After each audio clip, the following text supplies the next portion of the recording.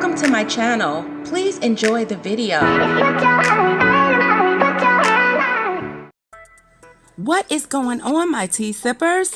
So Azriel Clary says that R.Kelly had control over her during their previous Gayle King interview. So this interview was held on September 30th, 2021 at 1:51 p.m. So the 23-year-old recently testified against the singer at his trial. She sat down with CBS Mornings host for an interview that aired Thursday, and she revealed that she was afraid and lost when she spoke to King 2 years ago. Azriel Clary was one of the survivors who testified against R.Kelly during his recent trial for sex trafficking, where he was found guilty of racketeering and the Mann Act violations. But 2 years ago, she was interviewed on CBS This Morning and passionately defended the R&B singer to co-host Gayle King. So on Thursday, Clary returned to the newly renamed CBS Mornings and told King that the singer had control over her in March of 2019. I am so happy that Azriel is standing up for herself, guys. This is tremendously improvement, and I really hope that she is receiving counseling.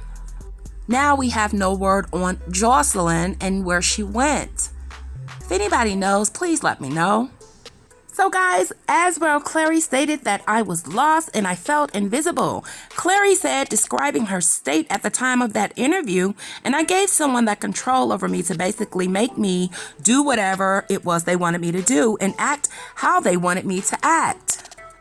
So during the trial, Clary testified that R.Kelly began to abuse her when she was only 17. And at the time of the previous interview, Clary had been living with Kelly for almost 5 years, according to CBS Mornings. Guys, and I didn't know this information. She moved out of that Chicago apartment she shared with the singer 7 months after the interview aired. So the now 23-year-old explained that Kelly was interviewed by King first. She claims that he coached Clary and Jocelyn Savage, who also was interviewed by King, on how to respond to those questions. He came in and told us to be angry and to be upset, and she's going to try to do this, Clary shared. And so we were, and we came in very angry.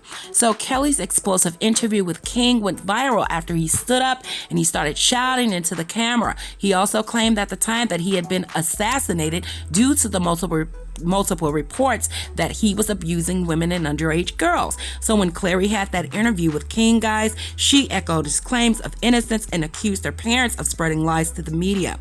The then 21-year-old called her father a manipulative liar. She added that he is the one you need to watch out for. So when King asked Clary why she was being dishonest about it in the interview, she replied everything. Clary continued, before that interview, he had us practicing every single day, answering questions, and if he didn't like our answers, he would tell us exactly what to say and how to say it. King shared that Clary's father contacted the journalist after seeing his child on television and said, "That's not my daughter. That is not who she is, and that is not how she speaks. This is not what she believes." Clary said Kelly was happy after he saw her responses to King. He was like, "You guys did amazing. You did so well. You carried yourself so well," she recalled. "I believe he even got food for us and anything we wanted, and we all celebrated." So King questioned if Clary or any of the other women she lived with tried to rally together and say that they weren't being mistreated and they were treated properly. Clary answered, "I felt like a lot of people tried, but everyone always got beat over because he was very good at manipulating the whole situation." She explained, so even if he knew or not, he would basically say, he would come into the room right now and he would say, "I've already spoken to Joy and she already told me exactly what you guys have been talking about. You have 5 minutes to be honest with me or you're going to be thrown around this room." Oh my God. Clary said that the environment felt normal to her. It was not only me, it was other women who were older than me. When I met him, I was 17. He had four other women in the home. And so these women are all normalizing his actions.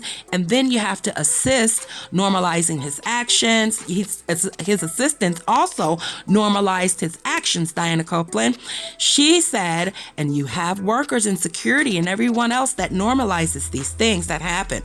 So Me being very young at the time, I just learned to normalize it.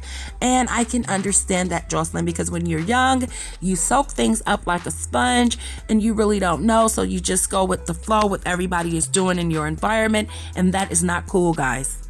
So Clary detailed her abuse by R.Kelly at his trial. She called revealing moments disturbing, but added a piece of me was happy because I felt like this person was no longer having control over me, you know? You don't tell me what to do and what to wear and where to go and how long to be in a room anymore. This is just so sad, guys. I am so happy that justice was served. So Jocelyn ended this interview by saying that she learned it's okay to reevaluate your life. It's okay to change your mind, you know? You're never too old to wake up and say, hey, I thought this was good for me, but it's actually not. And I think this was a very good interview, and I think she was, however, straightforward about how she felt. And once again, guys, I hope she's getting counseling, and I do hope the same for Jocelyn Savage, even though we have not heard from her, and I am concerned about her. Now, guys, one of the allegations that Azriel Clary made was very, very, very disturbing to me, in my opinion.